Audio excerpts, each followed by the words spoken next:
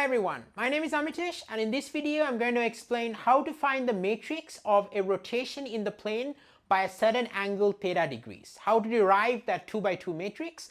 And this is as I've taught multiple times at Princeton University in linear algebra classes. I've received a faculty teaching award at Princeton for teaching linear algebra, and I'm going to present this to you in a very simple, digestible way so you really master rotation matrices, which are extremely prevalent and common in linear algebra, in homeworks, assignments, exams at high school and college level. So let's just dive right into it. So theta degrees rotation in the plane is a transformation which you can visualize. It's simply rotating the plane by theta degrees. So what that means is if we take any vector v, right, so if we call the rotation something like r, right, so if we call this r, let's call it r subscript theta, okay, to indicate its rotation by theta degrees. So this is going to be theta degrees rotation. And typically what we do is we rotate counterclockwise. That is kind of the default convention in math generally. So what is going to happen to r theta v? Well, whatever theta is, you're going to have an angle of theta and you're just going to rotate it, and that's going to be called r theta v, okay? So here you have a theta degree angle, and the point is that the length of the vector v does not change, it's just its direction changes and rotates by theta degrees.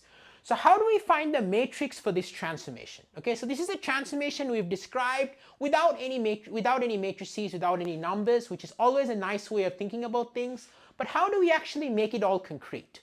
So here's how we do that. So if we think about what a matrix is, right, how do we view it as a transformation?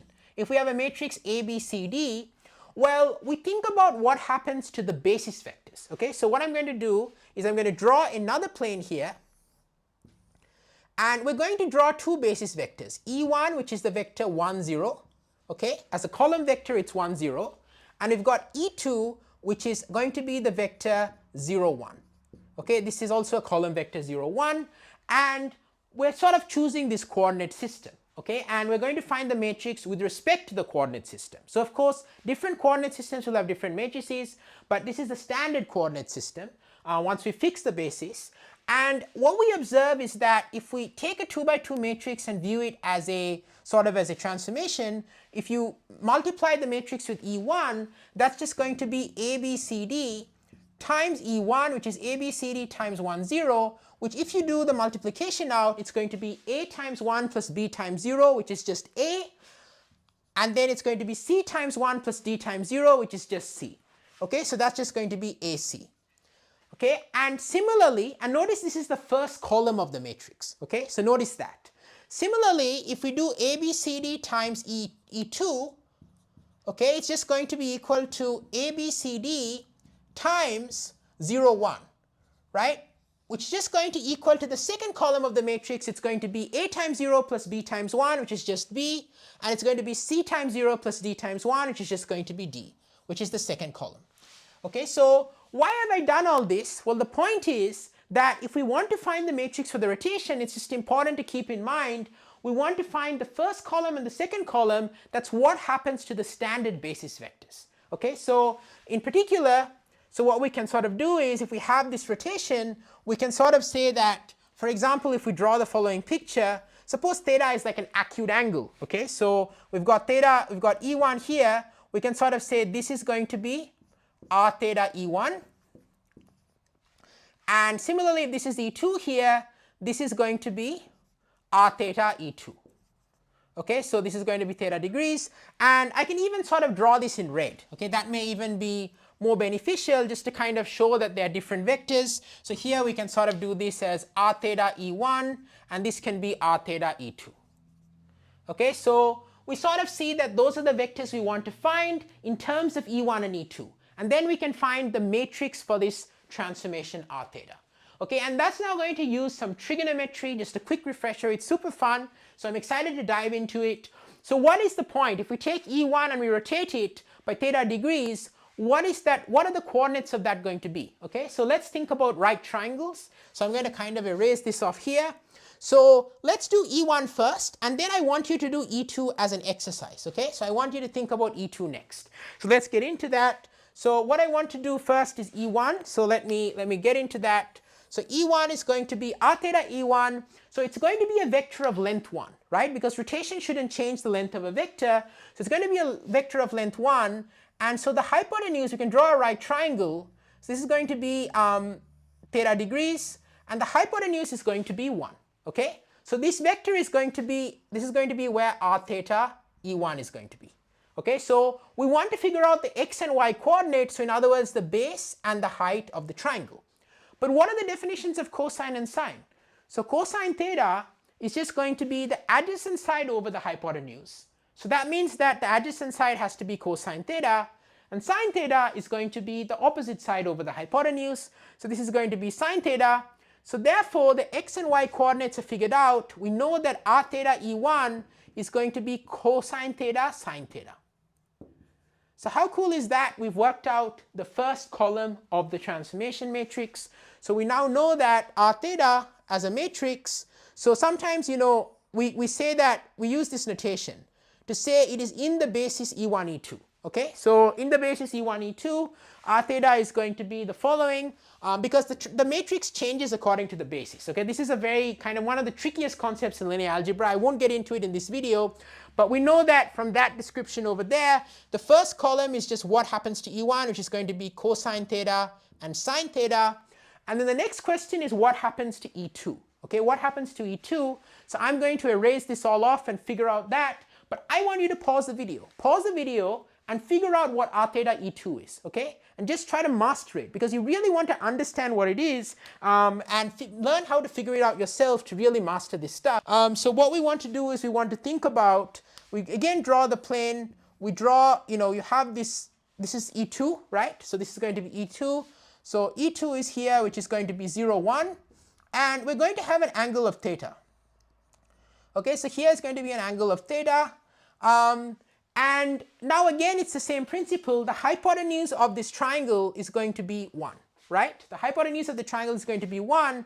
So if you sort of figure out what is the base and height of the triangle, you're kind of going to figure out the y coordinate and the x coordinate, okay? So it's going to be reversed. So here, this is going to be the y coordinate of the point, this is going to be the x coordinate of the point, or the point of the vector being r theta E2.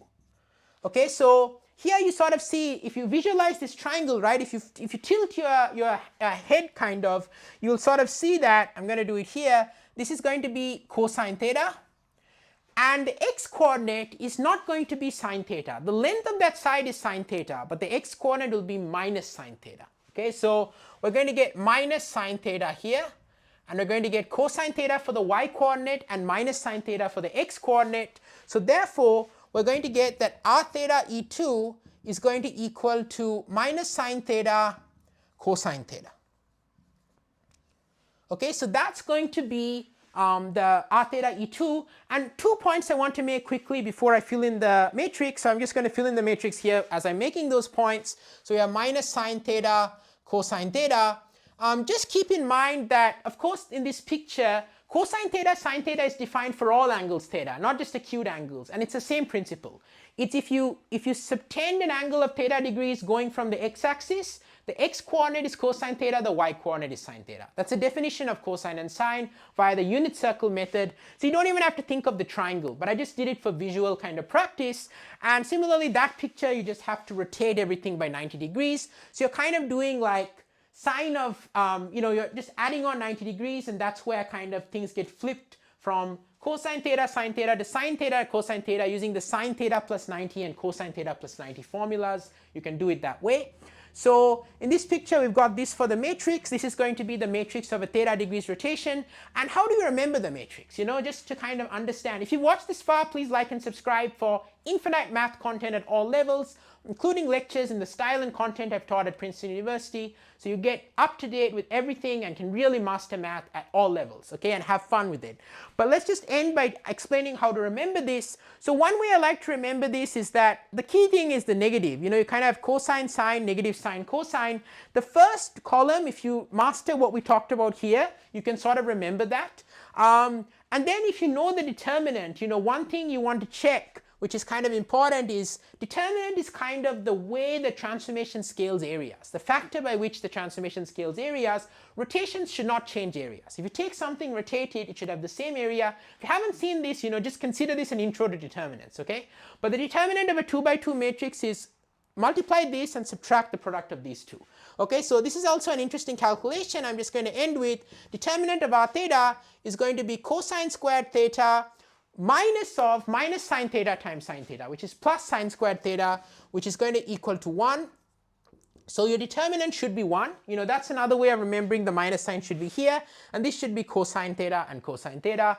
Our determinant is 1. So thank you so much for watching. I hope you loved that video. My goal is free accessible math education worldwide at all levels. I've taught this at Princeton University, received a university-wide faculty teaching award, as I mentioned, but I want content and math education to be accessible to everyone, irrespective of whether they're in high school or college or wherever they are, whether you're in a background where you don't have access to the same resources. I want you to still be able to love and benefit from math. And as I grow, as my channel grows, I want to ultimately create resources for people even without internet access, but it's all a stepping stone. By liking and subscribing, you help me one step of the way. It's a huge step. Really motivates me, helps me produce content, and it really disseminates my videos to lots more people, and it just creates a chain reaction. So spread the word to your friends and family. If you're studying at high school or college, let your friends and family know about my videos. That would mean so much to me, and I wish you all the best. I'm here to support you. We're in this journey together. I'm here to support you, and liking, subscribing, commenting. I'll read all comments. I'll do my best to respond to as many as possible. I'd love to have a comment down below of any thoughts or comments, etc. that you have. And I'm super excited to see you in the next video. Wish you all the best, and I will see you soon. Check out my channel for more math content.